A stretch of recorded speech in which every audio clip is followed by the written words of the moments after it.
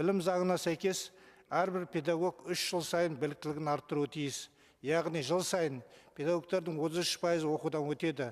Алайда көп жағдайда бұл үдеріс республикалық мекемелермен шектеледі. 2-3 аптаға созылатын курстардың оқушылардың білім сапасына нақты әсері бар жоғы назардан тыс қалып отыр. Мемлекет қаржысы бөлінген болса, оның қайтарымы да талап етілуі тиіс. Сәйкесінше, жауапкершіліктің бұл бөлігі біліктілік арттыру мекемелеріне де нақты жүктелуі қажет. Осыған байланысты Аманат партиясы фракциясы келесі ұсыныстарды қарауды сұрайды. Мұғалімдердің кәсіби дамуын жаңа сапалық деңгейге көтеру және біліктілік арттыру орталықтарына нәтиже үшін жауапкершілік тетігін бекіту. Бұл бір.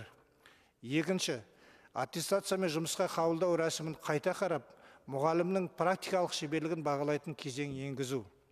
Үшінші, білім сапасын бағалауда кешенді және әділ көрсеткіштер жүйесін енгізу.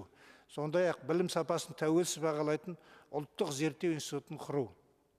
Төртінші, ауыл мен қала мектептері арасындағы білім сапасы алшақтығын азайтуға бағытталған нақты индикаторлар мен қаржылық тетіктерді бекіту.